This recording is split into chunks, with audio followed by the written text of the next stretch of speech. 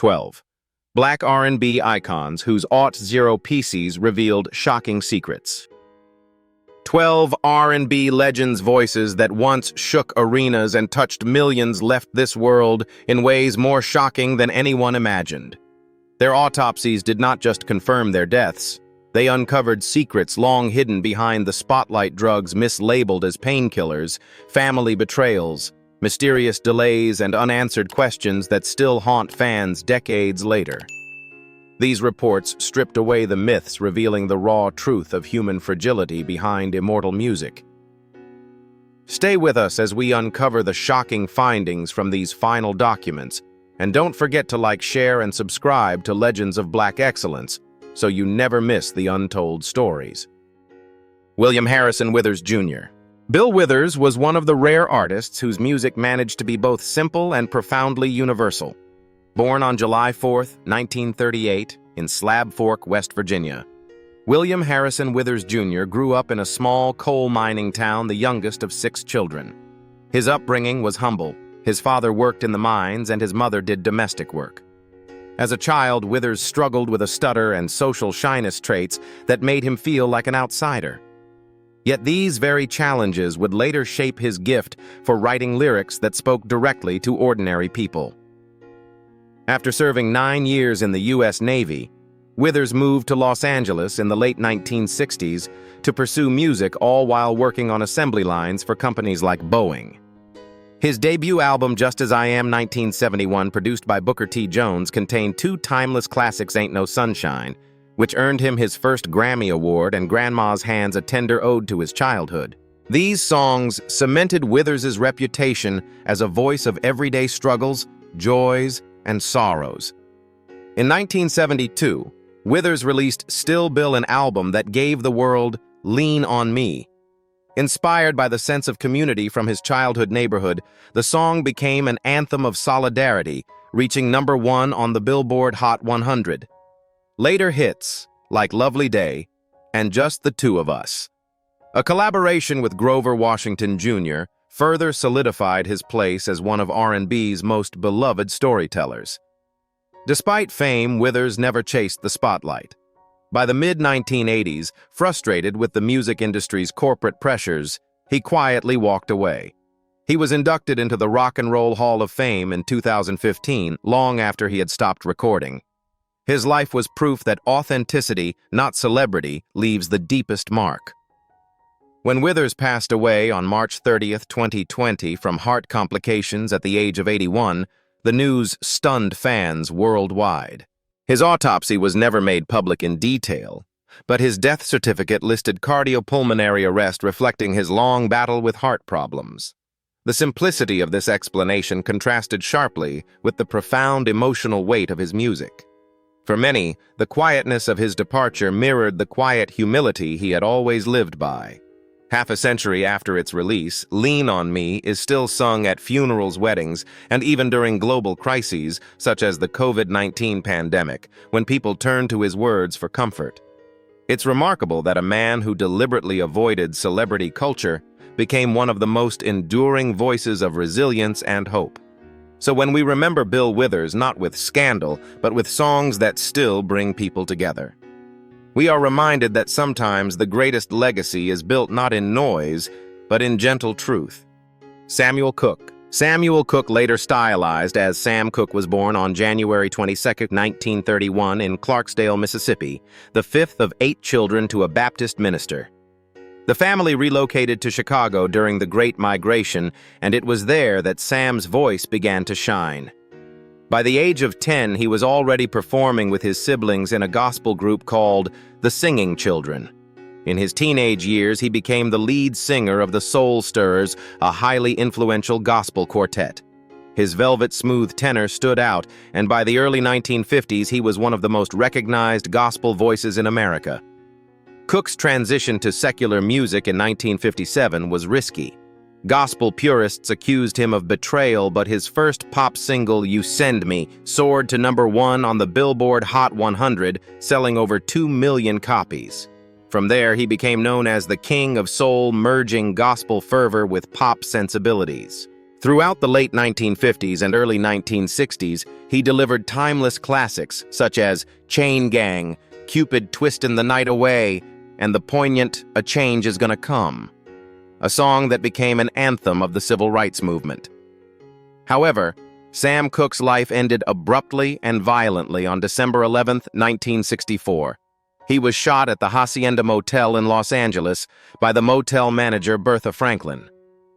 The official autopsy confirmed 2 gunshot wounds to the chest leading to his death at just 33 years old. The coroner ruled the case a justifiable homicide, accepting Franklin's claim of self-defense after Cooke allegedly burst into her office half-dressed and enraged. But the autopsy report left more questions than answers. Friends insisted Cooke was not violent by nature.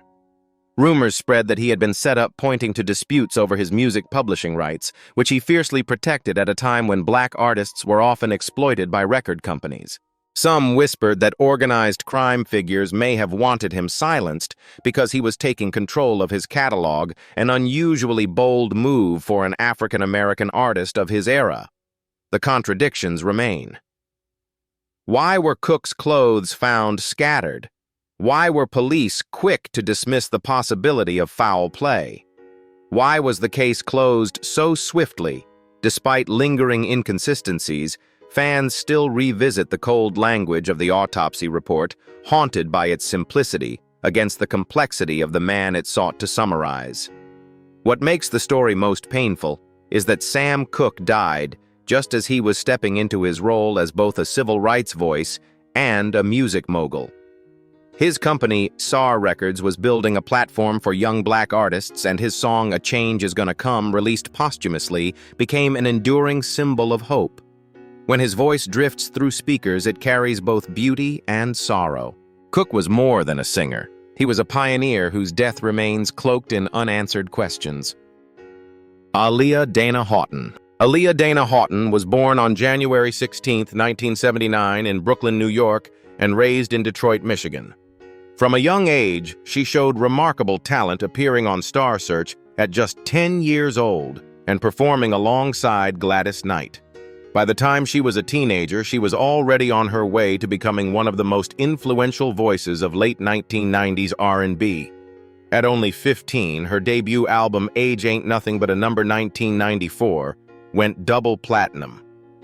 Her second record, One in a Million 1996, produced by Timbaland and Missy Elliott, introduced a futuristic sound that changed R&B forever. By the early 2000s, Aaliyah wasn't just a singer. She was also a rising actress, appearing in Romeo Must Die 2000 and being cast in major roles for Queen of the Damned and the Matrix sequels. Tragically, her life was cut short on August 25, 2001, after finishing the music video for Rock the Boat in the Bahamas. The Cessna 402B charter plane she boarded crashed shortly after takeoff, killing all 9 people on board. The official autopsy confirmed that Aaliyah died instantly from severe burns and blunt force trauma, with reports noting catastrophic injuries to her head and chest. She was only 22 years old. Investigations uncovered alarming details. The plane was overloaded by nearly 700 pounds, far exceeding safety limits. The pilot, Luis Morales III, was later found to have traces of cocaine and alcohol in his system and was not properly certified for the flight. Witnesses claimed Aaliyah had been reluctant to board, reportedly expressing exhaustion and a desire to rest. Yet deadlines and pressure from her team led to a tragic decision. Her death sent shockwaves across the globe. Fans struggled with the cruel irony a rising superstar at the height of her career lost not to scandal or self-destruction, but to negligence and poor choices by those responsible for her safety. The autopsy's clinical words, multiple traumatic injuries, burns, cardiac arrest, felt unbearably cold against the memory of her warm presence and angelic voice. Aaliyah's passing also forced the industry to confront its recklessness. Why was such a young star placed on an unsafe plane? Why did commercial pressure outweigh her well-being? These questions still haunt her legacy. Even in death, Aaliyah's influence remains strong. Her style shaped a generation of artists from Beyoncé to Rihanna, and her music continues to inspire. Known as the Princess of R&B, she embodied grace, innovation, and vulnerability. Her life may have ended at 22, but her voice echoes as a timeless reminder of what was and what could have been. Luther Ronzoni Vandross Jr. Luther Vandross was born on April 20, 1951 in New York City, the youngest of 4 children. His father, Luther Sr., died of diabetes when Vandross was just 8 years old, a loss that deeply affected him. Growing up in the Bronx, Luther was drawn to music, early idolizing artists like Dionne Warwick and Aretha Franklin. He taught himself piano and began writing songs while still in school. By the early 1970s, he was already working behind the scenes, writing jingles for commercials and providing background vocals for artists such as David Bowie, Roberta Flack, and Chaka Khan. His smooth tenor voice and meticulous phrasing soon made him one of the most sought-after vocalists in the business. Vandross's career as a solo artist took off in 1981 with the release of his debut album, Never Too Much. The title track became an instant R&B classic, showcasing the soulful delivery and romantic themes that would define his legacy. Throughout the 1980s and 1990s, he released a string of successful albums including Give Me the Reason, Power of Love, and Dance with My Father. The latter earned him 4 Grammy Awards in 2004, including Song of the Year. His music, filled with tenderness and vulnerability, connected deeply with audiences, making him one of the most beloved voices of modern R&B. But behind the glamour was a long struggle with health issues. Vandross battled hypertension, diabetes, and weight fluctuations, sometimes gaining and losing over 100 pounds. On April 16, 2003, he suffered a severe stroke at his home in New York, which left him in a coma for nearly 2 months. Though he eventually regained partial health, he never fully recovered and remained out of the public eye. On July 1, 2005, Vandross died at the age of 54 from a heart attack related to his ongoing health problems. His autopsy confirmed cardiovascular disease complicated by diabetes and high blood pressure. The report, though precise, felt incomplete to fans who had watched him radiate joy on stage, yet conceal his private suffering. His decision to keep much of his illness hidden left admirers with questions about how much pain he endured in silence. The contradiction between Vandross's velvety voice, capable of expressing infinite warmth, and the harsh reality of his medical struggles added layers of poignancy to his legacy. Despite the tragedy of his early death, Luther Vandross remains immortal through his music. Songs like Here and Now and So Amazing are still wedding staples, while Dance with My Father continues to move listeners to tears. His influence can be heard in countless modern R&B singers who credit him as their inspiration. Vandross may be gone, but the richness of his artistry ensures that his voice will never fade from memory. Anna Mae Bullock. Anna Mae Bullock, known to the world as Tina Turner, was born on November 26, 1939, in Nutbush, Tennessee. Raised in modest circumstances, her early life was filled with hardship, including the separation of her parents and a turbulent childhood that forced her to develop resilience from a young age.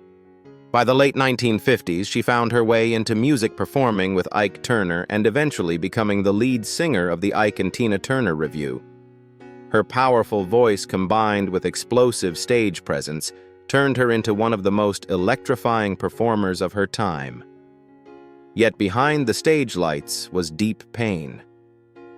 Tina endured years of abuse in her marriage with Ike Turner, a story she would bravely share later in her autobiography, I, Tina. Her courage to leave that toxic relationship in 1976 with nothing more than her name became a symbol of survival and self-determination. In the 1980s, Tina reinvented herself as a solo artist, releasing the album Private Dancer 1984, which sold over 10 million copies worldwide. The hit single What's Love Got to Do With It earned her a Grammy Award for Record of the Year, cementing her as the queen of rock and roll. Her career spanned decades with more than 100 million records sold globally.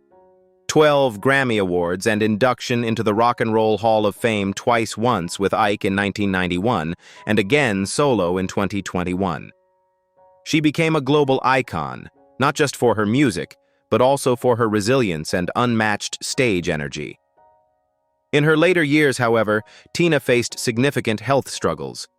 She suffered a stroke in 2013, was diagnosed with intestinal cancer in 2016, and lived with long-term kidney disease for which she received a kidney transplant from her husband, Erwin Bach, in 2017. On May 24, 2023, Tina Turner passed away at her home in Küsnacht, Switzerland, at the age of 83. While her family confirmed natural causes linked to her chronic illnesses, her full autopsy was never publicly released. This secrecy sparked speculation. Was the silence meant to preserve the image of Tina as an unbreakable warrior who never surrendered? The contrast between her public persona and her private health battles added a bittersweet note to her story. She had built her career on strength, independence, and survival, but in her final years, she endured quiet suffering. Do you think the decision to keep the details of Tina Turner's health private was to protect her legacy, or should fans have been given the full truth? Even in passing, Tina Turner remains immortal. Her high-octane performances, her raspy, commanding voice, and her story of triumph over adversity continue to inspire generations. She was more than a singer. She was proof that even in the darkest struggles, one can rise, rebuild, and blaze brighter than ever. Tina's life was a symphony of pain and power, and her legacy will always roar like thunder. Phyllis Linda Hyman. Phyllis Hyman was born on July 6, 1949, in Philadelphia, Pennsylvania, and grew up in Pittsburgh. From the beginning, her presence was striking, tall, elegant, with a voice that could effortlessly shift from soulful whispers to powerful, dramatic notes. After attending music school and working with local bands, she moved to New York in the early 1970s, where she quickly gained attention in clubs and Broadway productions. Her breakthrough came when she signed with Buddha Records and released her self-titled debut album in 1977, which introduced audiences to her rich contralto voice. She reached broader fame with hits like You Know How to Love Me, 1979, a disco-era anthem, and Living All Alone, 1986, a heartbreaking ballad that showcased her ability to capture loneliness and longing. Collaborations with artists such as Norman Connor's You Are My Starship and Pharoah Sanders solidified her status as a standout vocalist in the jazz and R&B world. By the late 1980s, she had been nominated for multiple Tony Awards for her Broadway work, including the production Sophisticated Ladies. But behind the glamour was a painful personal struggle. Hyman battled bipolar disorder, severe depression, and substance abuse for years. Friends and collaborators often recalled her bouts of sadness even at the height of her career. She once admitted in interviews that the pressures of the music industry combined with her personal loneliness weighed heavily on her. Unlike many stars who masked their struggles, Phyllis often channeled her pain directly into her music, which is why her ballads felt so raw and personal. On June 30, 1995, just hours before she was scheduled to perform at the Apollo Theater in New York, Phyllis Hyman took her own life by overdosing on pentobarbital. She left behind suicide notes addressed to her family and friends. She was only 45 years old. The official autopsy confirmed suicide, and while the conclusion was clear, fans were devastated by the cruel contrast between her commanding stage presence and the unbearable sadness that consumed her offstage. Even after her passing, her music has endured. Tracks like Old Friend and Living All Alone are often revisited by fans seeking both comfort and catharsis. Her story also serves as a reminder that fame does not shield one from inner battles. In 1998, a posthumous album, Forever With You, was released featuring unreleased songs that captured the same vulnerability that made her a legend. Phyllis Hyman's legacy is one of immense talent shadowed by profound pain. She remains a symbol of both brilliance and fragility, an artist whose voice continues to echo with the truth of human vulnerability. Mary Vesta Williams. Mary Vesta Williams, born on December 1, 1957 in Coshocton, Ohio, was more than just a singer. She was a force of nature. Raised in a musical family, Vesta's passion for performing was evident from childhood. By her teenage years, she was already performing with local groups, and in the late 1970s, she moved to Los Angeles, where she became an in-demand background vocalist. She sang behind stars such as Chaka Khan, Gladys Knight, and Anita Baker, gaining recognition for her powerful, soulful voice before stepping into the spotlight on her own. Her solo career launched in the mid-1980s with Capitol Records. In 1986, she released her debut album, Vesta, which included the singles Once Bitten, Twice Shy, and Don't Blow a Good Thing. By the late 1980s, she was climbing the R&B charts, but it was her 1988 hit, Congratulations, that became her signature song. The ballad about heartbreak and betrayal peaked at number 5 on the Billboard R&B chart and remains a timeless anthem of love lost. Fans admired her ability to convey raw emotion with a soaring, heartfelt delivery. Although she never achieved the crossover pop fame of some of her peers, Vesta carved out a loyal audience. She released several albums through the 1990s and became a regular performer on television variety shows. Her voice, capable of both delicate nuance and explosive power, made her a standout in an era filled with strong vocalists. But behind her artistry was a woman who struggled with the pressures of the industry and her own health challenges. On September 22, 2011, tragedy struck when Vesta was found dead in a Los Angeles hotel room at the age of 53. The shock rippled through the R&B community. It took 3 months before the coroner's office released the official autopsy results, citing hypertensive heart disease as the cause of death. For fans, the wait was agonizing, and the final report, though medically clear, left many unsatisfied. Why had it taken so long? Were there details omitted? The delay sparked whispers of hidden truths, though no evidence of foul play was ever found. The tragedy was not just in her untimely passing, but in the sense of potential unfulfilled. At the time of her death, Vesta was still performing and had recently worked on new material. She was also a radio personality and an advocate for plus-size women, using her platform to speak openly about self-acceptance and health awareness.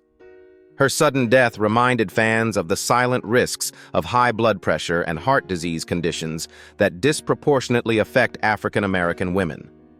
Her funeral was attended by family, fans, and fellow musicians, all mourning a voice that deserved far more recognition than it received. Even in death, Vesta's music continues to resonate with those who know the sting of heartbreak. Mary Vesta Williams' story is both inspiring and heartbreaking. A gifted singer who touched hearts with her authenticity and whose sudden passing became a cautionary tale about health, fame, and the fragility of life. Bobbi Kristina Brown. Bobbi Kristina Brown was born on March 4, 1993 in Livingston, New Jersey, the only child of music legends Whitney Houston and Bobby Brown. From the moment she entered the world, her life was defined by extraordinary fame and extraordinary pressure. She grew up in the spotlight, often appearing alongside her mother at award shows, concerts, and even in Whitney's 1997 TV special, Cinderella.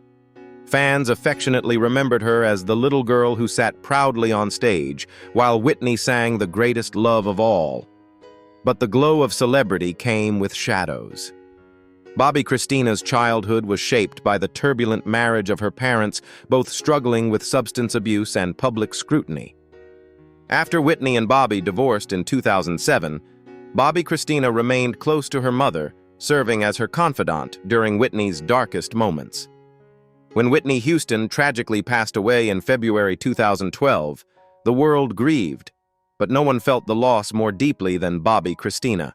Friends later said she never truly recovered from her mother's death.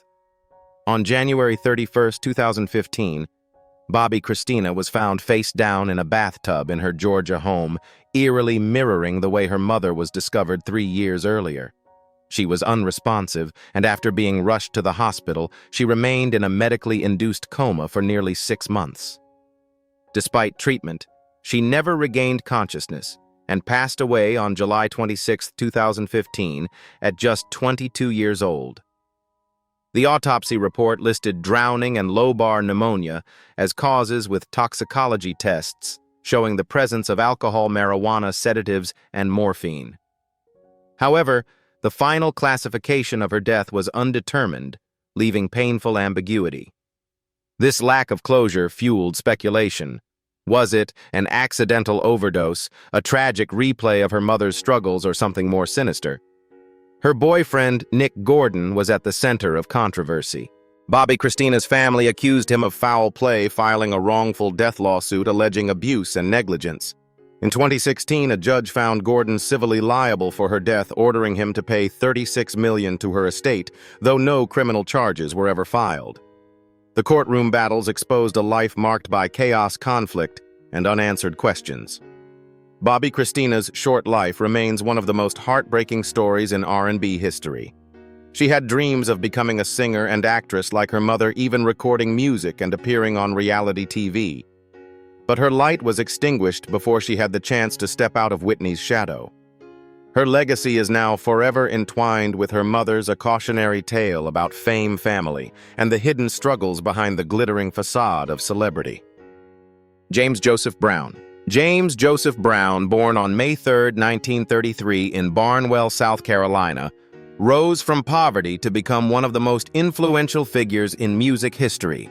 Nicknamed the Godfather of Soul, his innovations in rhythm, stage performance, and funk reshaped American music. Growing up in Augusta, Georgia, in extreme poverty, Brown's early life was marked by abandonment, juvenile detention, and hustling to survive. Yet by the 1950s, he turned his hardships into raw energy, joining the famous Flames and later electrifying the world with songs like Please, Please, Please, 1956, and Try Me, 1958. Through the 1960s and 1970s, Brown revolutionized R&B and funk with tracks such as Papa's Got a Brand New Bag, I Got You, I Feel Good, and Say It Loud, I'm Black and I'm Proud. His explosive performances, complete with dazzling footwork, screeches, and sweat-drenched charisma, earned him the title the hardest working man in show business. Selling over 50 million records worldwide, he became both a cultural and political icon, influencing generations of artists from Michael Jackson to Prince. But Brown's later years were turbulent. He battled legal troubles, drug use, and declining health. On December 25, 2006, Brown passed away at the age of 73 in Atlanta, Georgia. His official cause of death was listed as congestive heart failure resulting from pneumonia. However, the autopsy findings and medical reports left gaps that triggered controversy. Several nurses and friends claimed his final hours were unusual, with one even documenting the phrase, "not entirely natural." Yet no comprehensive toxicology report was ever conducted. For a man of his stature, the omission of a full investigation struck many as suspicious. His family, divided over his estate, publicly questioned whether his death was as simple as reported. The secrecy and lack of detailed answers fueled speculation of foul play or medical negligence. This lack of clarity created a painful paradox. Brown, who had spent his career demanding attention through explosive sound and movement, exited with a silence that felt unfinished. The official paperwork provided closure on paper, but for his fans it only deepened the mystery. Even in controversy, Brown's influence is undeniable. He recorded over 70 charting hits on the Billboard R&B chart, and his work became some of the most sampled material in hip-hop history. Beyond the music, his message of Black pride and self-reliance resonated with millions.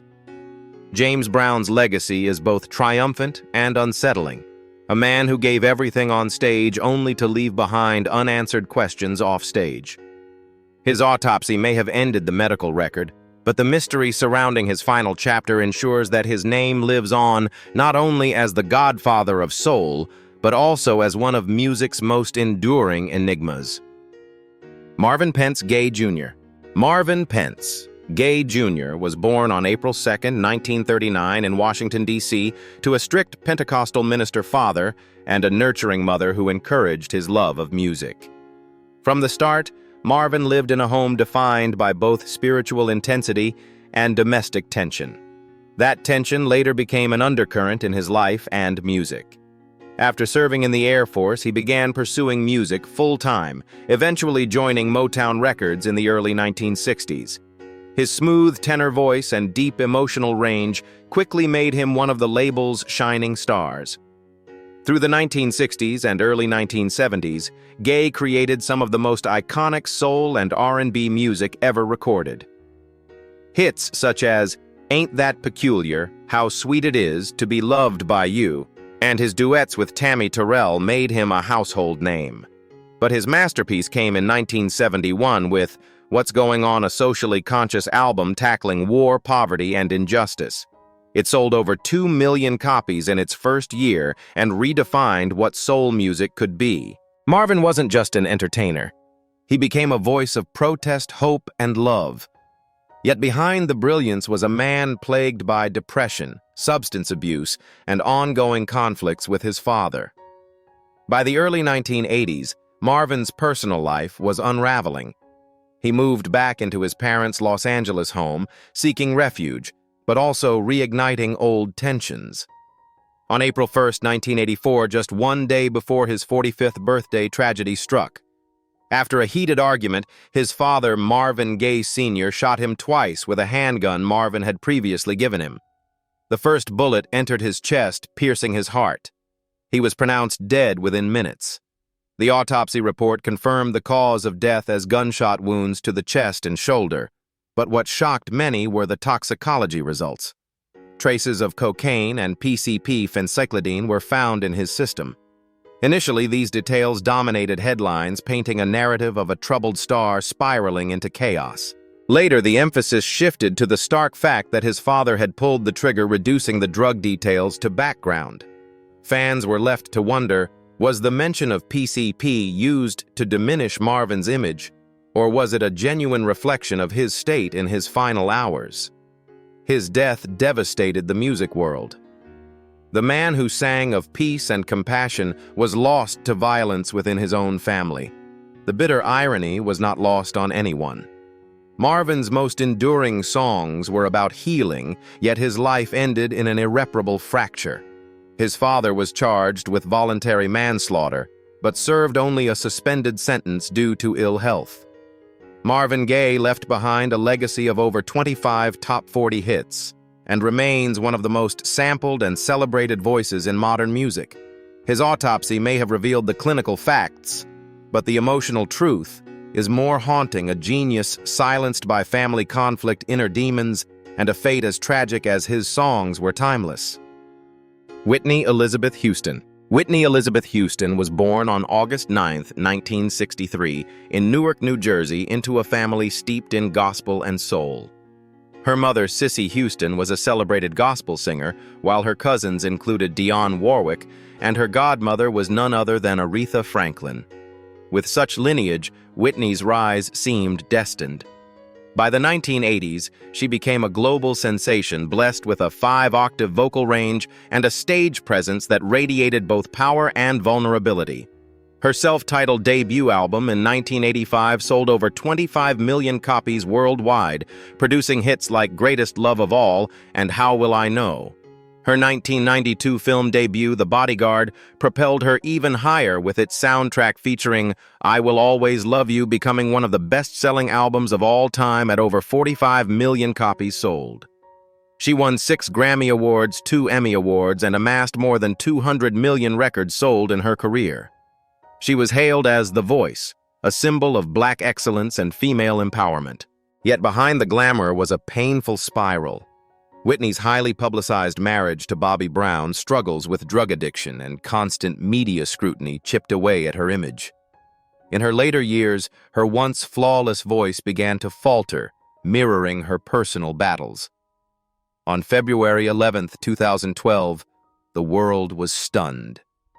Whitney was found unresponsive in the bathtub of her suite at the Beverly Hilton Hotel just hours before she was to attend a pre-Grammy party. She was only 48 years old. The autopsy report concluded she died from accidental drowning with cocaine use and heart disease listed as contributing factors. Toxicology tests also revealed traces of Xanax, Flexeril, and Benadryl, though they were not considered primary causes. The details painted a heartbreaking scene: water in her lungs, drug residue in her system, and signs of years of physical strain.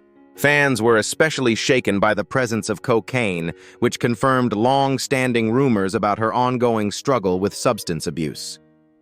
The contradiction was stark. Whitney, who had once embodied purity and perfection, was revealed through the autopsy as a woman battling demons in solitude. The public response was divided. Some mourned her as a victim of fame's relentless pressures. Others criticized the lifestyle choices that contributed to her downfall. What cannot be denied is the haunting parallel to her daughter, Bobby Christina Brown, who died 3 years later under eerily similar circumstances. Despite the tragic details, Whitney Houston's legacy remains untouchable. Her voice continues to echo in arenas, churches, and homes around the world.